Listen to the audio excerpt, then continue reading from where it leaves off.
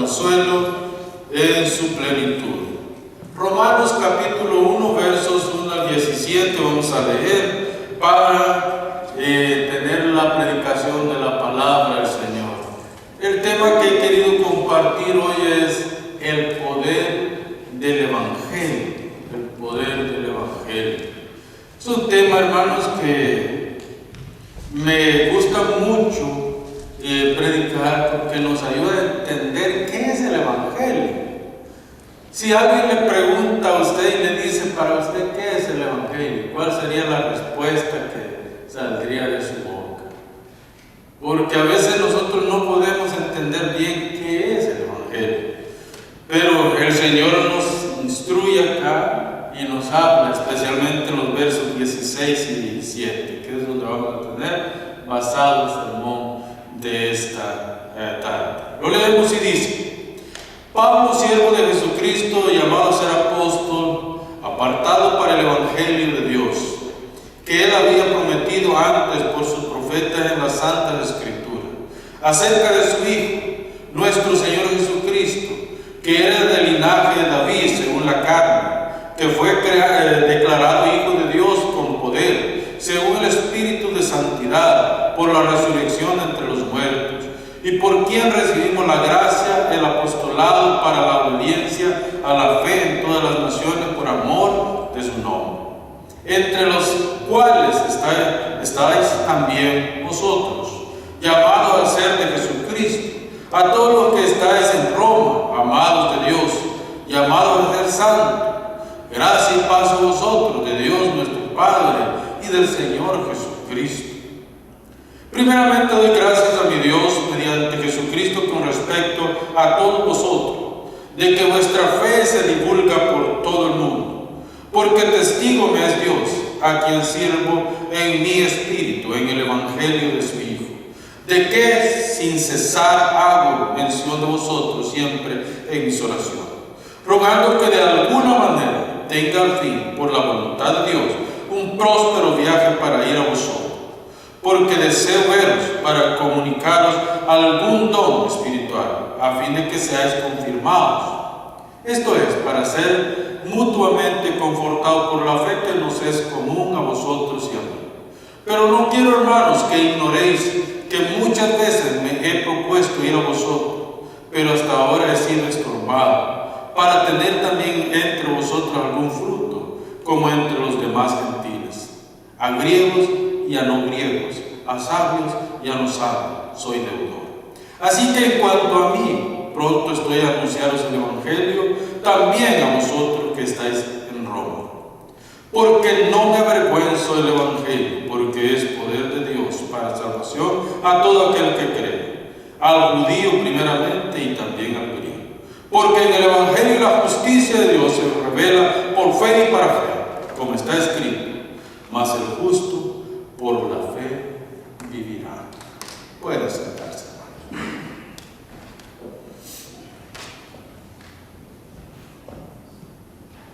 Meditando en estos pasajes, anoche, ya casi como a la 1 de la mañana, me daba cuenta y hacía memoria de mis primeros años en el ministerio. Prácticamente la primera semana de abril cumplo 23 años de estar predicando el Evangelio. Parecen pocos años, ¿verdad? Pero son 23 años ya, llevando la semilla. En estos 23 años he visto de todo. He visto gente que me ama y he visto gente que me odia. He visto gente que ha aceptado el mensaje y he visto gente que se tuerce escuchando el mensaje. Pero al final es el Evangelio, para bien o para mal, el Evangelio que hace su obra. El apóstol Pablo era un hombre muy letrado, un hombre con gran conocimiento, un hombre con doble ciudadanía. Había nacido en Tarso y era parte del Imperio Romano, y como judío tenía también la ciudadanía judía. Entonces, él podía moverse sin limitaciones por todo el Imperio Romano. Por eso es que tenemos 3 viajes misioneros que él hizo. Y en esos 3 viajes misioneros lo apalearon. De hecho, en Éfeso se cuenta en el capítulo 20 de Hechos que lo dejaron como muerto. Le metieron una paliza y lo abandonaron. ¿Y sabe qué? Los basureros estaban en las afueras de la ciudad. Y dice Pablo que a él lo abandonaron en las afueras de la ciudad. Entonces es muy posible que lo abandonaron en el basurero de la ciudad para que se lo comieran las aves de rapiña. Pero dice que Dios le dio fuerza y se levantó de la tumba prácticamente. Y dice que entró de nuevo a la ciudad. Y por 2 años todavía, después de esa paliza que le metieron, por 2 años todavía siguió predicando y formando líderes en la ciudad de Éfeso. Y saben una cosa, esa ciudad que comenzó, esa iglesia de Éfeso que comenzó con un pequeño grupo de judíos que vinieron al arrepentimiento, cuando la pastoreó el apóstol Juan y Timoteo, porque Timoteo llegó después de Juan a pastorear esta iglesia. Esta iglesia tenía 20,000 miembros. O sea que el apóstol Pablo tuvo que ser apaleado para que esa iglesia se fundara en Éfeso. Entonces, cuando yo veo todo esto, me pongo a pensar y digo, ¿qué hubiera hecho yo si a mí me hubieran apaleado? Hubiera entrado de regreso a Éfeso, si los de Éfeso estaban súper enojados conmigo. Y en la misma iglesia me habían dicho a mí que me saliera de Éfeso porque venía una turba que me iba a matar. Hermano, ese es el poder del Evangelio. No es eso que se dice hoy de gritar y de que aleluya y que salto y grito y algarabía. Eso no es poder. Eso es bulla, no es poder. El poder del Evangelio se ve revelado en el testimonio que las personas que están llenas del Espíritu Santo presentan. Cuando nosotros hablamos del poder del Evangelio, tenemos que pensar en la obra que Cristo ha hecho. ¿Sabían ustedes que Cristo le dieron prácticamente 40 latigazos? Y en esos 40 latigazos que le dieron, pedazos de piel con tejido salía de sus espaldas, de sus muslos, de sus piernas, de su cuerpo. El desangramiento y todo lo que él pasó camino al Gólgota lo llevaba sin fuerza. Por eso es que él cae una y otra vez, hasta que los mismos soldados llaman a José para que José sea el que lleve la cruz de Cristo hasta el Gólgota, porque ya Cristo ya no podía más con el sufrimiento y con el desgaste físico. Pero gracias a ese sacrificio, gracias a esa obra, gracias a lo que él hizo ese día en el Gólgota, hoy nosotros podemos testificar que el Evangelio sí tiene poder. ¿Por qué? Porque el Evangelio transforma no de afuera hacia adentro, sino de adentro hacia afuera. A mí me da mucha pena con aquellos hermanos, porque yo no digo que lo hacen de mala fe, sino más bien porque no han sido formados, enseñados bien, pero que se cubren todo su cuerpo, pero su alma está podrida por dentro. ¿Sí me explico? Ese no es poder del Evangelio. Porque cuando el Evangelio transforma el interior de la persona, su ser completo va a ser transformado y su ser va a reflejar las huellas de Cristo en lo que dice, en lo que hace, en cómo se comporta en sociedad. Todo lo que haga esa persona, todo lo que haga va a traer fruto por medio de la obra del Espíritu Santo en la persona. El Evangelio transforma nuestro interior para que nuestro exterior sea el reflejo de la gracia de Dios. Pero no al revés. Yo no puedo ser, el Evangelio jamás va a transformar mi exterior y luego mi interior. jamás. No. Yo puedo vestirme como usted quiera que me vista, pero si mis actos no están de acuerdo con lo que el Evangelio es, yo no he nacido de nuevo. Y aunque ore, y aunque esté todos los días en la iglesia, y aunque me esté muriendo en la iglesia, mis actos dicen más que mis palabras. Mi actitud dice más que mi palabra. Hermanos, pero no estos varones. El apóstol Pablo dice: porque no me avergüenzo del Evangelio. Y en el contexto que hemos leído, nosotros podemos entender por qué el apóstol Pablo está diciendo: no me avergüenzo del Evangelio. Primero, nosotros debemos de ver que el apóstol Pablo había sido celoso de su religión, pero tan celoso de su religión que él mismo consiente mientras matan a Esteban, el primer mártir de la iglesia, por amor a su religión. Y luego él mismo perseguía a los hermanos, los encarcelaba, los flagelaba y los metía en la cárcel también. Él mismo se da cuenta de que su vida es un desorden. Por eso es que cuando nosotros llegamos acá, nosotros entendemos: si no es por el poder del Evangelio que transformó mi vida, yo no puedo transformar a los demás. Y mire lo que él dice prácticamente. Él dice: porque no me avergüenzo del Evangelio, porque es poder de Dios para salvación todo aquel que cree. Además de eso, hermanos, nosotros podemos ver en las palabras del apóstol Pablo tres cosas que son las que yo quiero tocar en este día. La primera son tres preguntas prácticamente. ¿Qué es el Evangelio? ¿En qué radica el Evangelio? O el fruto del Evangelio, podríamos decir. ¿Y qué trae consigo el Evangelio? Estas son tres preguntas importantes. Entonces vamos a la primera. ¿Qué es el Evangelio? El apóstol Pablo nos dice que el Evangelio es poder de Dios. Muy bien.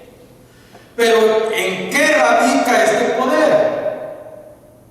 Hermanos, este poder radica en la obra de la cruz. Cuando ustedes ven a Cristo crucificado, muerto y sepultado, Satanás dice: hoy sí, se acabó.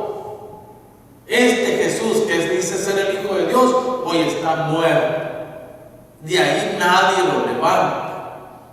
Está terminado. Y sin duda alguna que Satanás, pues entre hasta en fiesta, me imagino, 3 días de fiesta, ¿verdad? Me lo eché, se acabó. Ya no hay nada más que hacer. El problema está en el tercer día.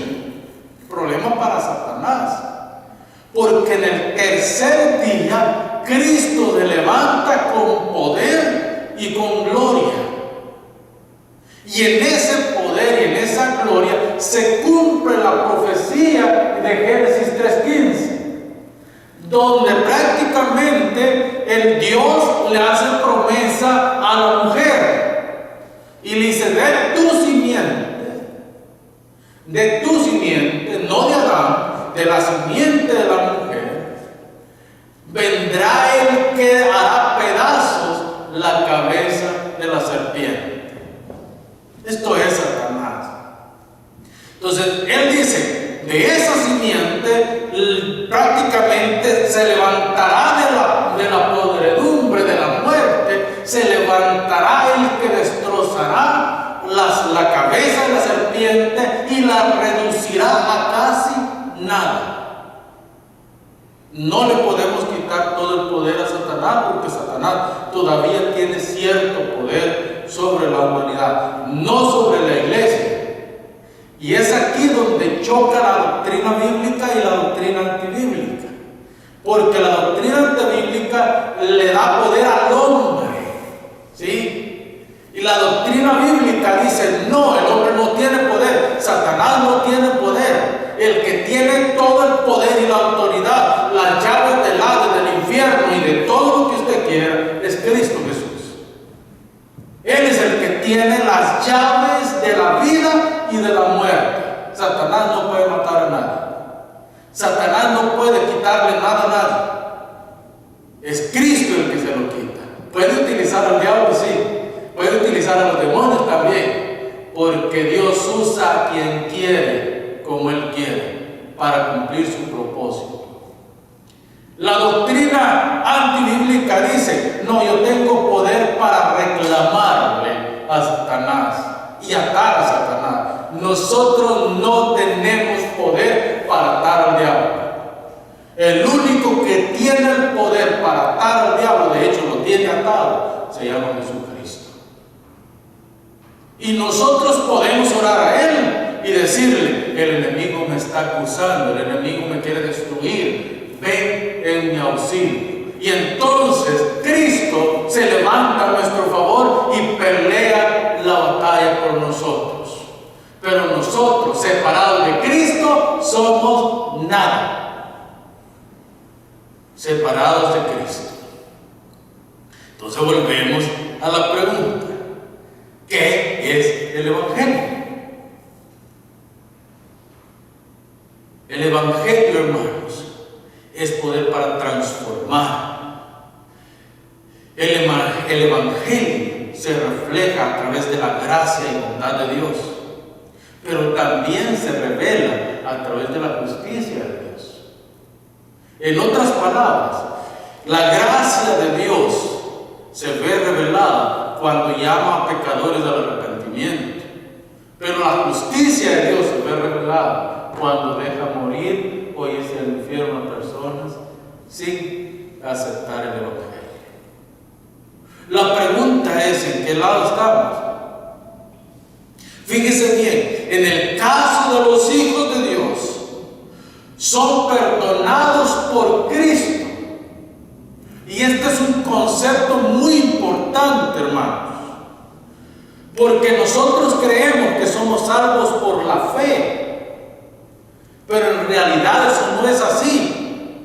Nosotros no somos salvos por la fe, nosotros hemos sido salvados por Cristo. La fe es como el fruto de la salvación que tenemos, pero nosotros jamás vamos a poder producir por nosotros mismos fe para ser salvos. Jamás. Es la obra de Cristo en nosotros la que nos da el poder para poder decirle sí al Evangelio y no al mundo. Y de esta manera la gracia de Dios es aplicada a nosotros y nosotros somos llamados al arrepentimiento. El poder del Evangelio. En el caso de los creyentes, son juzgados por no haber creído en Jesucristo, el Hijo de Dios. De los no creyentes, perdón. Ellos ya fueron juzgados por no haber creído en Jesucristo. Pero en el caso de los creyentes, ya fuimos juzgados por haber recibido a Cristo como Salvador. Entonces, en el término estricto y simple, sabemos que el Evangelio son buenas noticias. ¿Saben qué es lo que hacemos nosotros los predicadores? Somos como los atalayas del Antiguo Testamento. Para aquellos que no saben quiénes son los atalayas eran personajes que eran puestos en lo más alto de una cumbre, podría ser una torre o podía ser un cerro, y desde allá gritaban, daban buenas nuevas al pueblo. Si veían venir a un pueblo armado a atacar a la ciudad, ellos decían, hay peligro para la ciudad. Ellos gritaban a gran voz y el ejército se preparaba para ir a pelear contra ese ejército que venía. Pero si venía alguien con buena nueva, anunciaban al pueblo, yo veo venir a una persona que trae buenas noticias para el pueblo. Nosotros los predicadores estamos entre Dios y los hombres, como atalayas, predicando la verdad. Por eso es importante que cada predicador predicador esté convencido de que lo que predica es el Evangelio de Cristo. Porque si no es el Evangelio de Cristo, entonces ¿qué es lo que está predicando? Son malas noticias las que está llevando al pueblo. Y esas malas noticias van a llevar al pueblo a la destrucción. Entonces nuestro deber como cristianos, nuestro deber como predicadores, es anunciar las buenas nuevas en Cristo Jesús. Pero ¿cuáles son esas buenas nuevas? Las buenas nuevas son simples, hermanos. Y no tenemos que inventar el Evangelio. El Evangelio ya nos fue dado. Este es el Evangelio. Cristo nació, Cristo ministró, Cristo murió, Cristo resucitó, Cristo ascendió a la presencia del Padre y Cristo pronto volverá por su pueblo. Ese es el Evangelio, ni más ni menos. Esas son las buenas noticias que nosotros tenemos que anunciar, tenemos que llevarle a la gente. ¿Usted conoce al Señor? Si no lo conoce, déjeme explicarle lo que es el Evangelio. El Evangelio es: Cristo vino y nació como hombre, murió como hombre, vivió como hombre, ministró como profeta y hoy está sentado a la diestra del Padre, pronto regresa por su pueblo. Ese es el Evangelio. Y le voy a contar lo que Él ha hecho por mí. ¿Qué ha hecho Cristo por mí? Me sacó del lodo, me sacó de la vagancia, me sacó de la miseria y me trajo a una nueva vida. De hoy en adelante yo vivo porque Él vive. Y porque Él vive, nosotros también vivimos.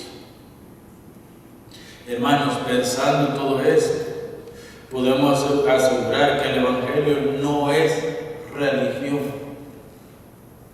De religiosos está lleno este mundo. Yo no quiero que nosotros nos volvamos religiosos. Yo quiero que nosotros nos volvamos hijos de Dios. A mí no me interesa tener una iglesia de religiosos. A mí me interesa tener personas que viven el Evangelio. Que el Evangelio ha transformado su pensamiento, ha transformado sus corazones, ha transformado sus vidas. Que el Evangelio ha hecho una transformación de adentro hacia afuera. De adentro hacia afuera. Es que el Evangelio es relacionarnos con Dios a través de Cristo. Por la obra del Espíritu Santo, nosotros tenemos cada día que compenetrarnos con Dios. Porque Él ya vino por nosotros. Él ya nos entregó su gracia, Él ya nos entregó su bondad, Él ya nos entregó su misericordia. Ahora solo falta en nosotros tomar las arras del Espíritu, que son la lectura de la palabra y la oración, y hacerle guerra al enemigo. Porque el poder que está en nosotros no es un poder humano, es un poder que viene de lo alto, de Dios, y a través del Espíritu Santo nos impulsa a llevar las buenas noticias de salvación a los perdidos. Ahora vamos a la segunda pregunta. ¿En qué radica el poder del Evangelio? Para comenzar, se debe argumentar que el Evangelio es gracia. Es la gracia de Dios extendida al pueblo del pacto, no a todo el mundo, como se predica muchas veces. Todo el mundo tiene derecho de oír el Evangelio, pero solamente aquellos a los que Dios abre su oído y su corazón podrán entender el Evangelio y venir al arrepentimiento. Una persona que Dios no abre su corazón, por bonito que se le predique, por mucho que se le predique, jamás entenderá el Evangelio, porque el Evangelio solamente lo oyen aquellos que han sido llamados por Dios al arrepentimiento. Y Cristo aplica su sacrificio en él. Otro de los grandes componentes del Evangelio es la fe. La fe que sí, es el Espíritu Santo el que pone la fe en nosotros. Y esa obra es una obra del Espíritu en nuestros corazones que nos impulsa a responder positivamente a la obra de la cruz. El apóstol Pablo nos dice que el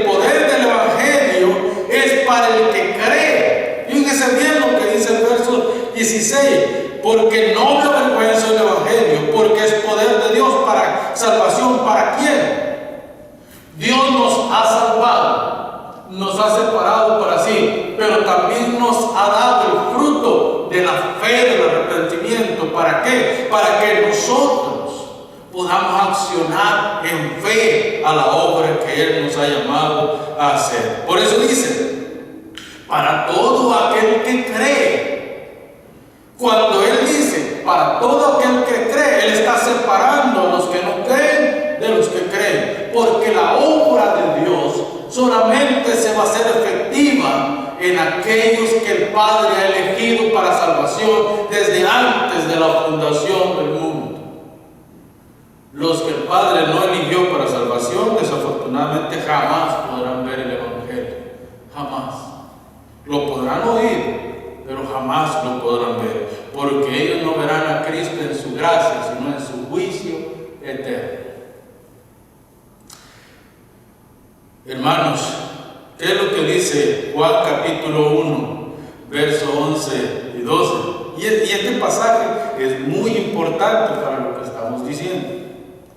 En este pasaje se ve la teología de Juan, una teología profunda acerca de lo que vino a hacer, el Evangelio que vino a proclamar el Señor. Dice, a lo suyo vino. ¿A qué es lo suyo? ¿A qué vino el Señor? Él vino a traer buenas nuevas, buenas noticias. Él vino a traer el Evangelio. A lo suyo vino el Evangelio, mas los suyos no le recibieron.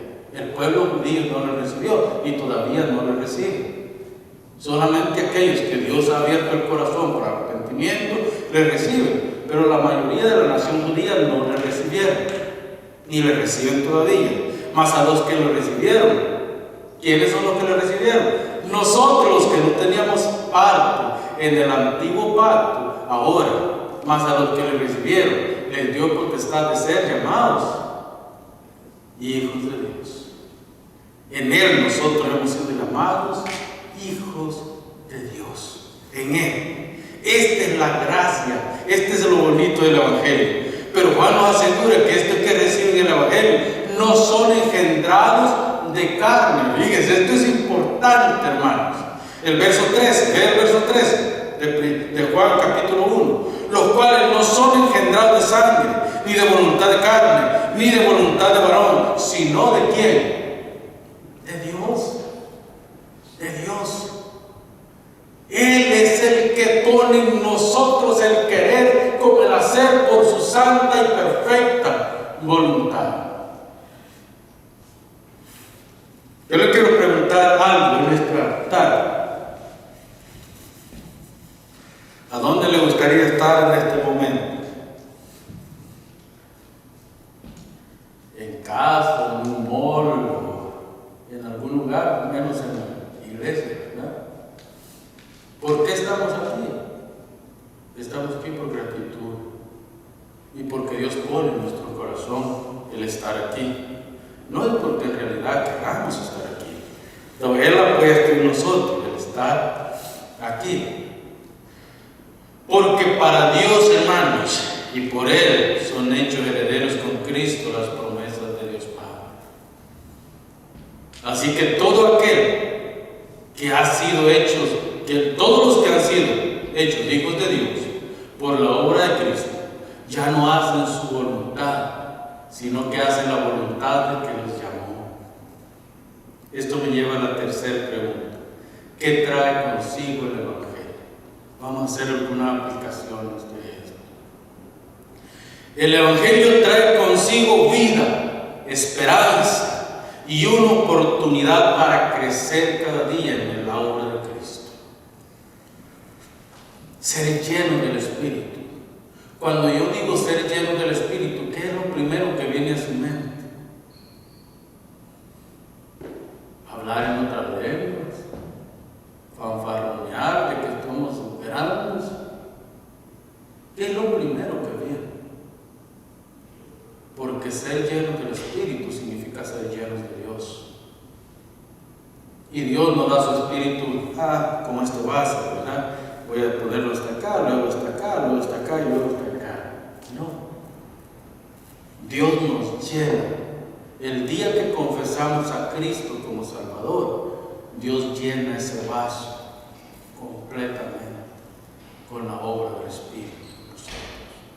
Él no nos va dando un poquito hoy, un poquito mañana. Es que parece un evangelio de obra, ¿verdad? Es que cuando yo ayuno un día más, cuando yo hago vigilia un día más, Dios me da un poquito más y me llena otro poquito.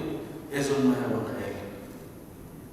Cuando nosotros venimos al arrepentimiento, Dios nos sumerge en su Espíritu y nacemos una nueva criatura. Por eso es que la pregunta, ¿qué trae consigo el evangelio? Hermanos, trae llenura completa. Nuestra esperanza ya no está en lo que yo puedo hacer para engrandecerme. No, nuestra esperanza está en la obra que Cristo ha hecho. Todo aquel que cree en Cristo tiene vida eterna y ha sido hecho heredero de las promesas de Dios. Él nos ha dado promesas grandes en las Escrituras y cada una de estas promesas son para los hijos de Dios. O sea, nosotros no podemos obviar que la Biblia está llena de promesas que han sido dadas para nosotros. Solamente debemos de aceptarlas, debemos de recibirlas, debemos de ponerlas en práctica. Una de las grandes promesas que tenemos en la Escritura es que cuando nosotros somos sumergidos por el poder del Evangelio en el Espíritu, entonces nosotros pasamos de muerte a vida. Y ya nosotros, ya no nos pertenecemos a nosotros mismos, porque ahora es Cristo en nosotros y nos pertenecemos a Cristo. Eso es el gozo de pertenecer, una esclavitud que da gozo, una esclavitud que da paz, una esclavitud que da esperanza. No es una esclavitud que reniega, no, es una esclavitud que da esperanza. El Evangelio trae esperanza para el hombre pecador. Cuando el hombre viene al arrepentimiento, sufre un cambio radical. Por ejemplo, el que maldice ya no puede seguir maldiciendo. Y no es porque lo deba, porque ya no puede. Su espíritu ya no le permite, el espíritu que mora en él ya no le permite seguir maldiciendo. El que sufre persecución no se preocupa por la persecución porque sabe que Dios lo sacará en victoria y Él limpiará su cara de todo aquello que el enemigo ha querido ensuciar. Sabe que su vida sigue en concordancia con la vida del reino, con lo que Dios le ha dado. Sabe que no puede retroceder por difícil que sea la embatida que el enemigo le mete. Sabe que tiene que mantenerse firme en el Señor, porque el Evangelio eso es lo que da coraje, da ímpetu en nosotros, nos impulsa. Este es el poder del Evangelio. Siempre que yo hablo como habla el apóstol Pablo, me recuerdo de Jeremías. Jeremías fue puesto en la cárcel. Jeremías fue puesto en una cisterna donde el lodo le llegaba arriba de las rodillas. Usted sabe toda la bacteria que hay en el lodo. Y estuvo allí por 8 días, sin comer, sin beber agua, metido en el lodo. ¿Cuál era el pecado de Jeremías? Predicar el Evangelio. Eso fue todo lo que hizo Jeremías.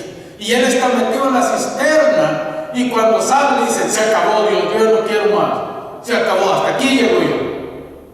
Y dice que a los pocos días sentí un fuego en su interior y seguía predicando porque no podía quedarse callado y ver que el pueblo se iba perdiendo y perdiendo. Luego él mismo dice que vino el rey y dio orden: maten a Jeremías. Y uno de los líderes del pueblo dijo: no, yo lo voy a proteger. Y él se lo llevó para su casa y lo alimentó por varios días hasta que pasó el peligro y el rey murió. Hermanos, hombres que se dispusieron a llevar un evangelio puro han sido perseguidos, han sido azotados, han sido menospreciados, han sido humillados, han llevado de todo, pero su cabeza se ha mantenido firme. ¿Sabe por qué? Porque el poder que reciben no es un poder humano, es un poder sobrenatural que viene de la obra del Espíritu Santo en el corazón de ellos. No viene de ellos mismos.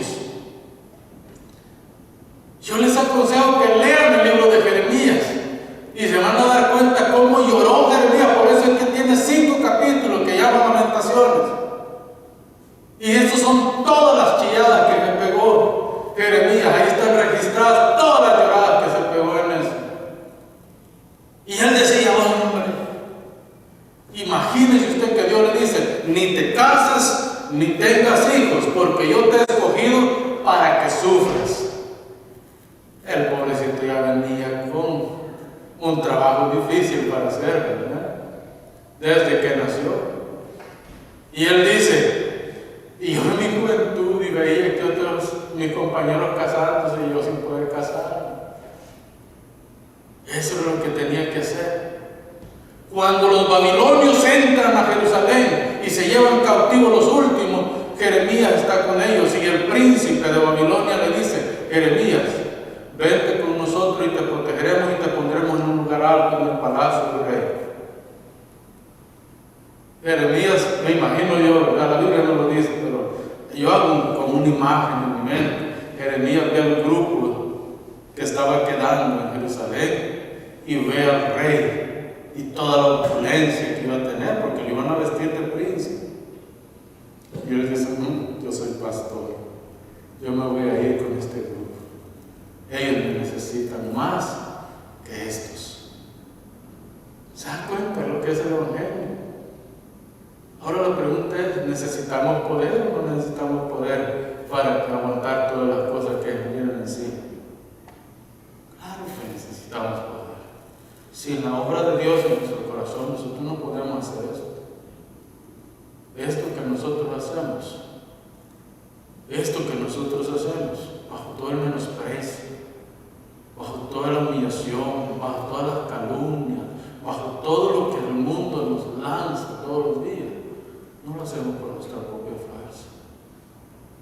Lo hacemos porque Dios nos ha dicho, haz el cambio, haz la diferencia entre un montón. ¿Sabe qué le dije a Dios cuando yo entré al ministerio? Señor, yo no quiero ser como todos los demás. Si me vas a usar, úsame, pero conforme a tu voluntad. Ahora me quejo, pero bueno, es un asunto ya de Dios, ¿verdad? Dios está haciendo lo que yo le pedí. Había una mujer, y con esto cierro este tiempo, que por 12 años había sufrido un flujo de sangre. Y ustedes como mujeres saben de qué estoy hablando. 12 años, ¿se imagina usted 12 años sin que le pare la menstruación? Pobre marido, ¿verdad? Gastó todo lo que tenía. Se había quedado en una completa ruina buscando médicos para que la curara. Hasta que un día escuchó que Jesús iba a estar en la ciudad. El Señor viene a la ciudad. Yo me imagino que esa mujer hizo todo lo que estaba en sus fuerzas para ir al encuentro con el Señor. Y en su mente ella decía, y no lo estoy diciendo yo, Marcos capítulo 5 del verso 24 al 34, ahí está la historia, si usted quiere leer. Yo me imagino que esta mujer iba caminando y decía, es que si yo tan solo toco el borde de su manto, es que si tan solo pongo un dedo en el borde de su manto. ¿Y sabe por qué decía eso esa mujer? Porque para una mujer menstruosa le era abominación tocar a un rabino. Esa mujer, para tocar al Señor, podía ser apedreada a muerte. Esa mujer podía ser encarcelada de por vida. Esa mujer podía padecer cualquier cosa porque era inmunda, y una mujer inmunda no podía tocar a un rabino. Pero por eso que ella decía, si yo pongo apenita, no le echar de ver, Señor. Yo solo la toco tantito y yo sé que con eso soy salvo. Pues llegó el momento y en medio de toda aquella turba que lo seguía al Señor, dice que esa mujer, saber cómo se abrió paso, porque esa mujer tiene que haber estado débil, 12 años, que no paraba de sangrarse. ¿Se imagina usted toda la sangre que el pueblo tenía que producir para mantenerse con vida? Este es un asunto médico grave, ¿sí? Pero me imagino yo débil, flaca, toda desnutrida, y ese va abriendo paso entre la gente, y apenas llega y pone su dedo en el borde del manto del Señor, y el Señor para todo el mundo, y dice: ¿quién me ha tocado? Se da cuenta la omnisciencia del Señor. La mujer ignorante, pensando que el Señor no era Dios, lo toca, y Dios dice: ¿quién me ha tocado? Y Pedro dice: Señor, ¿cómo puedes decir quién me ha tocado? Si estamos aquí con tanta gente, imagina todo el grupo de personas que hay aquí, si estos te vienen apiñando acá. No, dice: virtud ha salido de mi cuerpo, alguien me tocó. Pero a todo eso, el flujo de sangre había cesado de la mujer. La sanidad se había dado. Yo me imagino que aquella mujer avergonzada, aquella mujer pero súper conmovida, porque ella sabía lo que estaba pasando en su cuerpo, se acerca al Señor y le dice: yo te toqué. Y el Señor le dice: vete, tus pecados te son perdonados. Hermanos, esa es la gracia que tenemos en Dios. El Señor hubiera podido decir en ese momento: vengan, agárrenla, llévensela y mátenla, porque no podía tocarme. Esta mujer ha infringido la ley al tocarme. Pero el Señor, en la gracia del Evangelio, le dice: vete, tus pecados te son perdonados. Y ella le cuenta al Señor lo que ha pasado. Esa es la gracia que encontramos en Dios. Nosotros éramos esa mujer sin esperanza, sin gozo, sin nada, y Él nos llamó